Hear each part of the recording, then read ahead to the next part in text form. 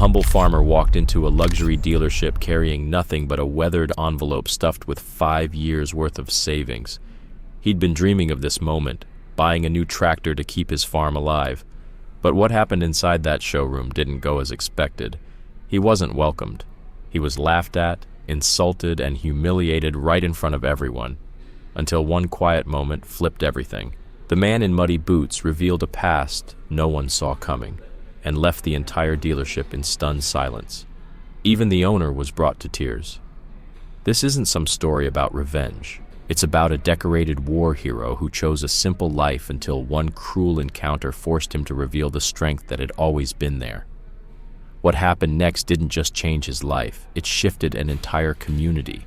Before we dive back into the story, let us know where you're watching from, and if this hits you in the heart, hit that subscribe button, because tomorrow, I've got something even more powerful coming your way. The early morning fog wraps around the Nebraska cornfields like an old blanket. In the dim light, the stalks sway gently as Thomas Miller stands by his window, hands wrapped around a warm cup of coffee. Outside, his old tractor sits in the barn, barely more than a silhouette now, tired and worn from years of hard work. Behind him, the floor creaks softly as Mary, his wife of 40 years, comes up and wraps her arms around his waist. "You're up early," she whispers, though they both know he never really slept. Thomas takes another sip, still watching the barn. Big day ahead. In the kitchen, a rusty tin can sits on the table. Inside it, 5 years of scraped-together savings. Every extra dollar, every skipped holiday, every small indulgence, sacrificed for a single dream, a new tractor, one that might keep the farm afloat. Little feet thump down the stairs, and Grace, their 8-year-old granddaughter, bursts in, already dusty from yesterday's farm adventures. "Grandpa, is today the day?" Her face lights up as she climbs onto a chair, reaching toward the can. Thomas ruffles her hair and cracks a rare smile. "Sure is, sweetheart. Want to help me count it one last time?" Together, they dump the money out, Grace stacking bills with the focus of a tiny banker while Thomas keeps count. Mary watches from the stove, breakfast sizzling in the cast-iron skillet. "Remember when we started saving?" Thomas asks. "I was this many," Grace chirps, holding up 3 fingers. Morning light spills into the kitchen, turning it gold. Jennifer, Grace's mom, appears in the doorway.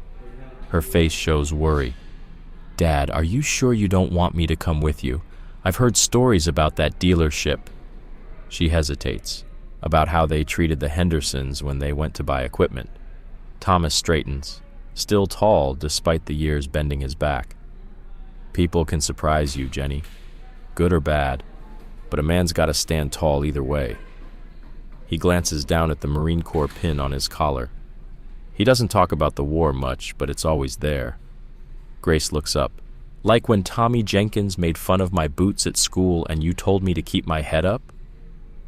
Exactly like that. Thomas folds the bills into an envelope and slips it into his shirt pocket. Mary brings him a pressed handkerchief and tucks it in. "Just remember who you are, Thomas Miller," she says softly. "That's what matters." As the sun climbs, Thomas gets ready. He wipes off his work boots, not that it helps much, and puts on his cleanest overalls. Grace trails behind, firing off questions about the new tractor. "Will it be red? Can I ride in it first? Will it have a radio?" Thomas scoops her onto his shoulders, and she squeals. "When I bring it home, you'll be the first to help me name it. Deal?" From the porch, Mary watches them, a quiet storm of pride and worry in her eyes. She'd seen that look in Thomas's eyes before, the one he wore before storms, before hardship, before every quiet battle life had thrown his way. Only this time it wasn't fought with weapons. It would be patience, dignity, and restraint. "Just remember," Mary calls out as Thomas sets Grace down and heads for the old red pickup. "You've got nothing to prove to anyone." He nods, but they both know that isn't completely true. He's got everything to prove, not to the slick salesman waiting in Riverbrook, but to himself. 5 years of saving, 5 years of sacrifice, 5 years of holding on to a dream with calloused hands and quiet faith. As the truck engine rumbles to life, Grace runs to him one last time and presses a folded piece of paper into his hand. It's a crayon drawing of a bright red tractor with "Good luck, Grandpa" written across the top in crooked letters. Thomas smiles and tucks it into his pocket, right beside the envelope full of cash. The sun is fully up now, stretching over the flat Nebraska fields. In just a few hours, he'll step into a world of polished floors and pressed suits, ready to turn a long-held dream into something real. But what he doesn't know yet, what no one knows, is that this day will test far more than just his patience. It will stir up buried truths, shatter assumptions, and remind a community that real heroes don't always wear uniforms. Sometimes, they wear mud-stained boots and carry quiet pride. The truck rolls down the gravel road, kicking up dust. Grace waves until he vanishes around the bend. Mary and Jennifer stay on the porch, silent, hearts following him into the unknown. Highway 23 winds through the land like a worn ribbon. Cornfields fade into strip malls and fast food signs as Thomas nears Riverbrook. He taps the steering wheel in time with a country tune crackling through the radio. The envelope presses firmly against his chest. Grace's drawing rests quietly beside it. As he enters the city, sleek sedans speed past him, not even noticing the old farmer in the dusty truck. But up ahead, rising from the pavement like a corporate fortress, stands the dealership. All glass, steel, and pride. Inside, Maxwell Porter tightens his Italian silk tie, admiring himself in the showroom window. At 35, he's the top salesman. Just ask him. The showroom gleams like a museum. LED lights casting halos over gleaming tractors arranged like works of art. Another record month, Max boasts, straightening his latest award. "Congrats," says Peter Collins, a senior salesman, "though you might want to check your customer reviews." Max waves him off. "People don't get promoted for being nice, Pete. They get promoted for numbers." Then he spots it. Thomas's truck pulling in beside a BMW and a Mercedes, sticking out like a scarecrow in a suit shop. Max sneers. "Great. There goes the neighborhood. $10 says he's just here to waste our time." Thomas parks slowly, then sits still for a moment. He straightens his collar, adjusts the Marine Corps pin on his shirt, and takes a deep breath. Then he steps out, boots landing on the polished concrete, leaving behind faint smudges of farm soil still clinging from yesterday's rain. The dealership's automatic doors hiss open. Inside, it's crisp and cold, the kind of cold that doesn't welcome warmth. Shoppers stroll casually, dressed in brands Thomas has never owned. Their conversations hushed as they notice the man in worn overalls. A young saleswoman approaches, her smile polite, until she sees him clearly. She falters. "Can I help you, sir?" "Yes, ma'am," Thomas says evenly. "I'm here to purchase a tractor." Before she can answer, Max swoops in. "I'll take this one, Sarah." His smile is thin, his voice sharp. "Sir, our premium equipment might not be what you're looking for. Let me show you our used inventory." Thomas meets Max's gaze with quiet calm. "I'd prefer to see your new models if you don't mind." "Of course," Max says, his tone dripping with sarcasm. "Though I should warn you, our financing requirements are quite strict." Thomas follows him through the sparkling showroom, aware of the eyes tracking their every step. Behind them, a few salesmen smirk and whisper. Max waves toward the most basic model on the floor. "This one might be more your speed. Simple, no frills." Thomas doesn't even glance at it. "I'd like to learn more about that one," he says, pointing at the flagship Series 9000. Sleek, powerful, and parked like a crown jewel. Max laughs, a loud, theatrical sound that echoes off the glass. "Sir, that's our Series 9000. It costs more than most homes in wherever you're from." Thomas doesn't flinch, though his jaw tightens. "I'm aware of the price. Now, could you tell me about its specs?" Nearby, a well-dressed couple quietly steps away as if poverty might be contagious. Max leans in slightly, his grin almost predatory now. "The Series 9000 is for serious farmers, Mr. Miller. Thomas Miller." "Well, Mr. Miller, the 9000 is for farms that handle thousands of acres.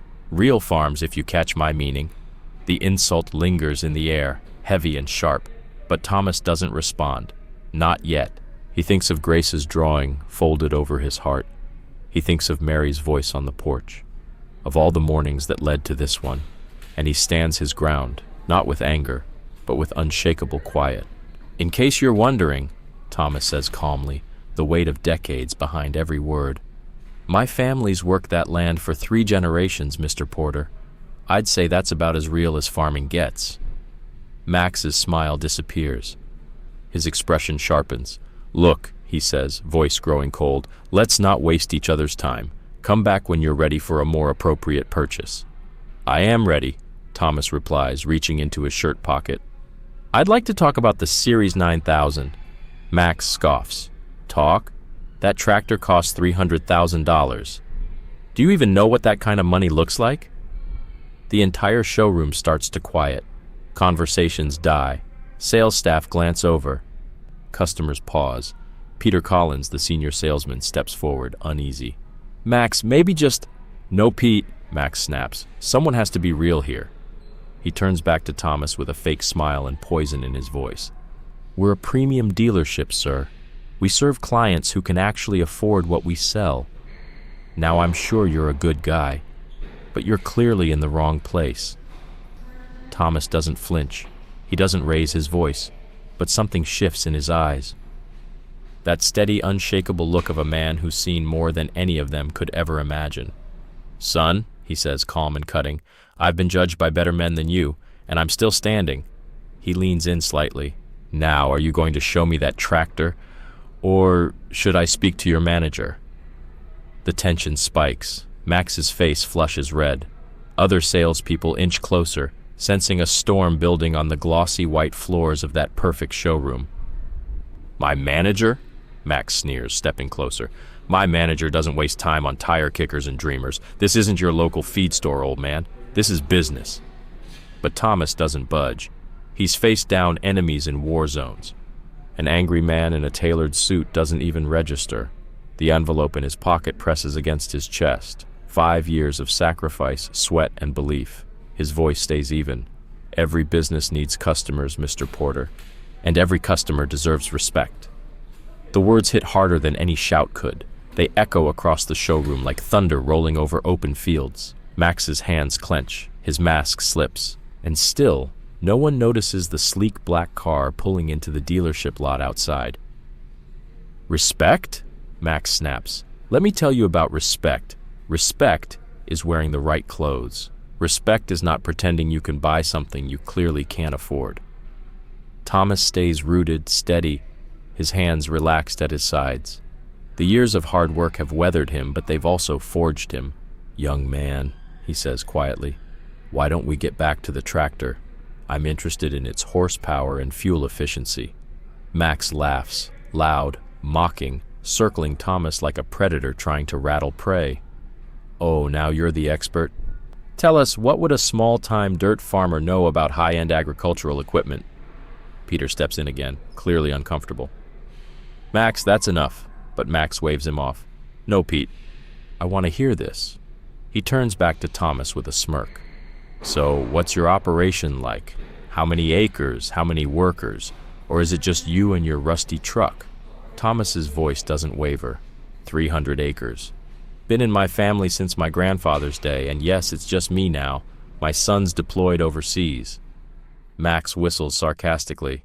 Wow, a real agricultural empire, and here you are, looking at tractors for serious farmers. A few in the showroom chuckle. A woman in diamonds whispers to her husband. One young rep snickers behind his tablet. Thomas's eyes lock on Max. I've worked every inch of that land, with pride. I'm not here to justify my life. I'm here to make a purchase. Max steps forward again, his cologne thick and sour. Let me make this simple. This isn't your world. Go back to your little field and stop pretending. Thomas moves to reach for the envelope, but Max slaps his arm away. The envelope stays in place, but Grace's drawing slips out and floats gently to the floor. Thomas bends to retrieve it. Max grinds his shoe into the paper. What's this? He sneers. Love note from your girlfriend? Thomas picks up the wrinkled drawing. His voice cuts through the cold air like a blade. That's my granddaughter's. Please remove your foot. Or what? Max smirks. Gonna call your tractor union? Peter rushes forward. Max, stop this. I said stay out of it, Pete. Max kicks the drawing aside, crumpling it beneath his heel. I'm teaching our guest here about the real world. Thomas rises slowly, his shoulders square, the Marine Corps pin catching the showroom lights. Son, he says, voice low and steady, I've seen more of the real world than you'll ever know. Then he reaches into his pocket and pulls out the envelope. I'm here to buy a tractor. Max snorts. With what, your Social Security check? Thomas opens the envelope. Cash. Thick stacks, every bill counted, 5 years of dreams. Max stares, frozen. For a split second, Max falters, momentarily thrown off by the sight of all that cash. But his pride won't let him back down. He snatches the envelope from Thomas's hand, fingers trembling more with ego than purpose. Let's see this fortune you've been saving. He tears it open with mock theater. Bills spill out and scatter across the gleaming showroom floor. Oh, look, Max sneers. He really did save his pennies. The cash flutters, landing like fallen leaves, years of sacrifice, now spread across the tile. Thomas doesn't move. He just watches, silent, still, like a monument. A few customers quietly back away, unsure if they're witnessing a sales pitch or something much more shameful. Pick it up! Max barks. His voice turns cold, sharp. Show everyone how a real farmer gets down on his hands and knees. Thomas stays rooted, his eyes, which have seen battlefields and broken men, loss and hope, fix on Max with a quiet, devastating calm. Young man, Thomas says, low but clear, you're making a mistake. Max steps forward, chest puffed, face inches from Thomas's. The only mistake, Max growls, was letting you through that door. Before I what? Thomas asks. His voice doesn't rise, it doesn't need to. And then Max snaps. The slap echoes like a rifle shot across the showroom. Sharp, brutal, unforgivable. Gasps ripple through the room. Thomas's head turns slightly from the force of it, a red mark already forming on his weathered cheek. But he doesn't flinch. He doesn't touch his face. He doesn't raise a hand. He just stands there, solid, silent, still. Feel better now? Thomas asks softly. Feel like more of a man? Max lifts his hand again, this time blinded by his own rage and shame. What the hell is going on here? The voice hits like thunder. James Richardson, the dealership owner, stands in the doorway. His eyes sweep the room and then stop, locked on Thomas. Max's hand freezes midair. The room goes still. James walks forward with a presence like a storm rolling over the plains. Normally warm and charismatic, his face is tight with disbelief and growing recognition. He sees the money scattered, the child's crumpled drawing, the handprint burning on Thomas's cheek. My God, James breathes. Thomas? Thomas bends down. Gently, he picks up Grace's drawing, smoothing it out with care, trying to wipe away the stain from Max's shoe. He looks up softly. James, been a long time.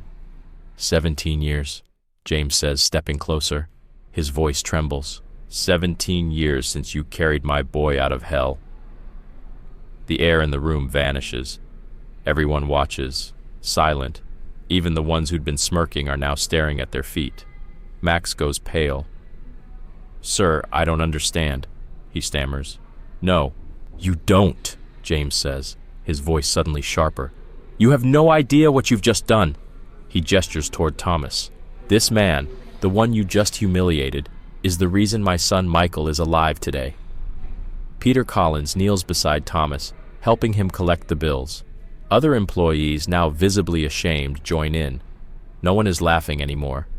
Desert storm, James says. Michael's unit was pinned down, heavy fire, no escape. Thomas touches the Marine Corps pin on his collar, the only visible clue to a life most never knew about. That was a long time ago, Thomas mutters. But this wasn't, James replies, pointing to the red handprint. This happened here, in my dealership, to a hero. If this story has gripped your heart even a little, hit that subscribe button, because the next few moments will stay with you. Max sinks into a nearby chair, his entire persona crumbling. The cocky salesman now looks like a boy who just got caught lighting a match too close to a powder keg. James steps forward again, his voice louder now, addressing the entire showroom. 3 bullet wounds, he says. That's what Thomas took while carrying my son through enemy fire. He never stopped, never complained, never hesitated. Thomas shakes his head gently. Any Marine would have done the same. No, James says firmly. Not any Marine. You did. You, Thomas Miller, Silver Star recipient. The reason my family got 17 more years with our son. The envelope is back in Thomas's hands, filled with every last bill, neatly gathered and handed over by Peter Collins. Sir, Peter says, his voice tight with emotion. On behalf of all of us, we're sorry. There's no need, Thomas says, carefully tucking the envelope and Grace's drawing back into his shirt. I'm just here about a tractor. James lets out a breath, a shaky mix of laughter and disbelief. A tractor? He says. Thomas, you can have any machine on this floor. James, no, James says, gripping Thomas's shoulder. You wouldn't accept help back then. You refused every offer. Just vanished back to your farm like none of it mattered. Max stands slowly, his voice cracking. Mr. Miller, I didn't know. That's right, Thomas replies. No hatred, no anger, just truth. You didn't, just like you don't know the stories of most folks who walk through those doors. A woman nearby wipes tears from her eyes, and a young salesman quietly removes the nameplate from Max's desk. Max adjusts his designer sunglasses, but there's no hiding now. The shame is written all over his face. The bright lights of the showroom no longer just highlight the polished machinery. They illuminate the uglier truths that had been hiding in plain sight.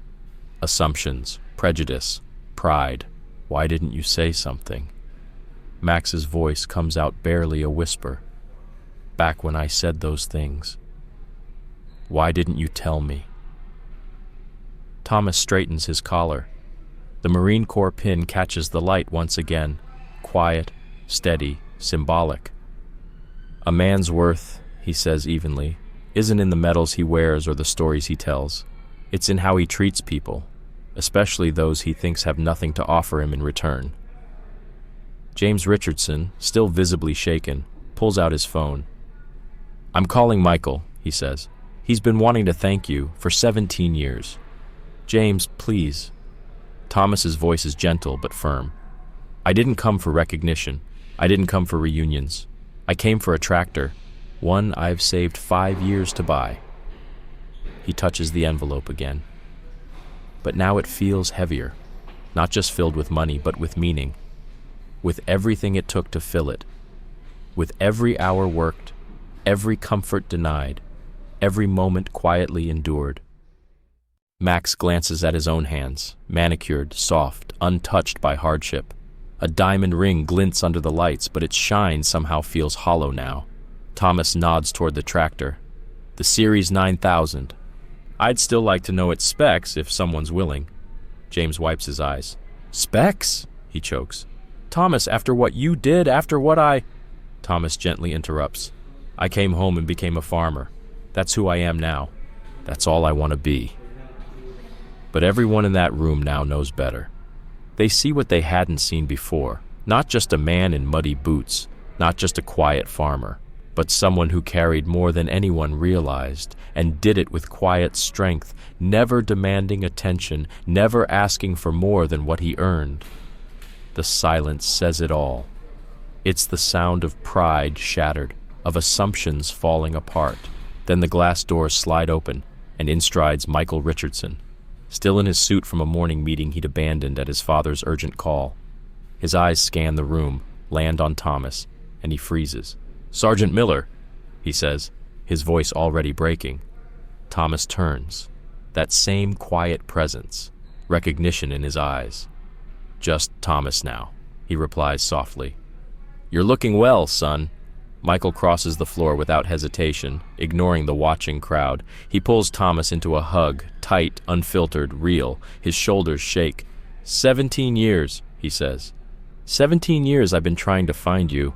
Thomas pats his back, awkward in the spotlight. Nothing to find, he mutters. Just been farming, like always. Across the room, Max Porter stands frozen, that cocky smile long gone. The coffee cup in his hand trembles as the weight of everything finally hits. "My dad told me what happened here," Michael says, stepping back. His eyes land on the red mark fading on Thomas's cheek, and something in his face darkens. "Who did this?" Thomas cuts in before James can speak. "It's not important." "Yes, it is." "No," Thomas says, quiet but firm. "What matters is finding the right equipment for my farm. That's why I came." But Michael isn't finished. He turns to the room, voice rising with the authority of a man used to being heard. "Most of you don't know this story," he says. "Let me tell you about the man you just humiliated." He turns to Max. "Let me tell you about real worth." Thomas raises a hand. "Michael, no. They need to hear it." Michael's voice fills the room. March 1991, outside Kuwait City. Our unit was pinned down, heavy fire. I took shrapnel to both legs. I couldn't move, couldn't run. The order came to fall back. The showroom is still as stone. But Sergeant Miller wouldn't leave. Under constant enemy fire, he threw me over his shoulder. 3 bullets hit him, 1 in the shoulder, 1 in the side, 1 in the arm. And he kept going. Didn't stop. Didn't even slow down. Thomas looks down at Grace's drawing, still wrinkled from the floor. He gently smooths it again with calloused fingers. "Half a mile," Michael continues. "Half a mile of hell. Bleeding, barely standing, but he carried me to safety. And only then did he collapse." James steps forward, voice low but full of emotion. 37 pieces of shrapnel, 6 months in recovery. And when he finally walked again, he just vanished. Refused awards, refused headlines, went home, just disappeared into the Nebraska soil. Peter Collins walks up with a fresh cup of coffee. His hands shake. "Sir," he says softly, "we had no idea." "That was the point," Thomas replies, eyes never leaving Grace's drawing. "What happened there stayed there. I came home to be a farmer, nothing more." Then from the side, Max speaks. His voice is thin but real this time. "The Series 9000, he says. "Let me show you its features. Properly, please." Thomas looks at him. The pride is gone. What's left is something Max hadn't known how to carry before. Humility. Thomas nods. "That'd be appreciated." Max turns and leads the way. This time, no sales pitch, just respect. Michael walks beside Thomas, quiet again. "You know what I remember most?" he says, just for Thomas. "Not the bullets, not the pain. You were talking to me the whole time, about your farm, about the crops, about how peaceful it was at sunrise." Thomas smiles a little. "Needed to keep you conscious. You told me you dreamed of owning a big enough tractor to finally work the back 40 right." Michael glances at his father. "And now here you are, still chasing that dream. And we," his voice cracks, "we treated you like just another farmer in dirty boots." Thomas finishes the sentence himself. "Which is exactly what I am, and exactly what I chose to be." Max's product presentation is different now. No more posturing, no more assumptions, just knowledge, precision, professionalism. Other employees stand nearby, ready to help, no longer because they have to, but because they want to. "The hydraulic system's top of the line," Max explains, steadier now. "Fuel efficiency is up 30%. Maintenance is simple. Parts are under lifetime warranty." Thomas listens carefully, nodding, asking smart questions. The envelope is still in his pocket, but everyone in the room knows it's more than just bills. It's proof of work, of dignity, of worth. James pulls Michael aside and whispers something. Michael nods. Max continued his presentation, but his eyes never left Thomas, as if trying to understand something deeper than specs and pricing. A young saleswoman stepped forward with the purchase paperwork, but James raised a hand, stopping her in her tracks.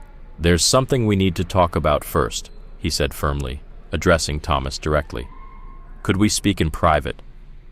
Thomas looked up from examining the tractor's control panel. In James's gaze, he recognized a familiar determination, the same unshakable look James wore 17 years ago, right after Thomas had saved his son's life in the desert. Thomas had a feeling he knew where this was going. "James," Thomas began, his voice quiet, "whatever it is you're planning, you carried my boy through enemy fire," James interrupted, his tone unwavering. "The least I can do is make sure you leave this place with exactly what you need for your farm." The entire showroom seemed to hold its breath. Two men stood face to face, one a man of considerable wealth and influence, the other a quiet, weathered farmer whose strength came not from power, but from unwavering dignity. And somewhere deep in his coat pocket, the folded drawing from Grace reminded Thomas of why he'd come, not for charity or recognition, but to return home with his pride intact and the tools to continue his life's work. James led Thomas into his office, leaving Michael in the showroom to answer a dozen stunned questions from the employees still recovering from what they'd just witnessed. Inside the office, photos of tractors through the years adorned the walls, but James bypassed them all, heading straight for a framed military photo of his son, younger and dressed in uniform. "I look at this photo every morning," James said softly, emotion roughening his voice. "And every morning for the past 17 years, I've thanked God my son is still alive, time that was given to me because of you." Thomas remained near the door, one hand still lightly resting on the envelope in his pocket. "James," he said evenly, "if you're about to offer me that tractor, don't." "It's yours," James declared. "No charge. It's the least I can do." "No," Thomas said, the word firm but not unkind. James's brows knit with frustration. "Damn it, Thomas. Let me do this. Let me give something back." "You can't repay something that was never meant as a debt," Thomas said. "I didn't carry your son because I expected something in return, and I'm not accepting anything now that would make it feel like I did." Meanwhile, back in the showroom, Max sat at his desk, staring down at the golden plaques marking his top sales awards. What had once been a source of pride now seemed hollow, measuring success in dollars instead of decency. He pulled open a drawer and retrieved the customer feedback reports he'd ignored for months. For the first time, he read them with different eyes. Michael approached quietly. "You know what he did after carrying me to safety?" Michael asked. Max looked up, his complexion pale. "What?" "He went back," Michael said. "Shot, bleeding, barely able to stand, and he went back to pull out more men." "Why?" Max whispered. "Because that's who he is," Michael replied. "The same man who stood here today, humiliated, and never raised a hand in anger. The same man who just refused my father's offer of a free tractor." Back in the office, James paced behind his desk. "Fine," he said, composing himself. "Then at least let me offer you our best financing package. 0 interest. Long-term payment plan." Thomas placed the envelope on the desk. "I already have the money," he said. 5 years of honest saving. That's how I want to do this." James's voice cracked. "The money that man made you pick up off the floor of my showroom?" "Don't be ashamed of today," Thomas replied. "Your son once asked me out in that desert why I kept moving forward after getting shot. I told him the same thing I'll tell you now. Sometimes the hardest path is the one worth taking." A soft knock at the office door broke the moment. Peter Collins stepped in holding a folder. "Mr. Richardson," he said gently, "I've prepared the purchase documents, standard pricing." He glanced at Thomas. "Unless you'd prefer the military veterans discount, sir." Thomas straightened slightly. "That would be appropriate." James chuckled despite himself, wiping his eyes. "He'll accept the veterans discount, but not a free tractor. One's a right I earned," Thomas said. "The other's charity, and I don't need that." Back in the showroom, Michael continued to tell Thomas's story, every word sinking deep into the hearts of the staff who had once dismissed him. They listened not just to his military feats, but to the kind of man Thomas had chosen to be every day since, humble, strong, and guided by principle. And as Thomas walked back into the room, the papers signed and the envelope returned to his coat, something had shifted. A new understanding had taken root. The man they once mocked now stood taller, not because he demanded respect, but because he had shown them what it truly looked like.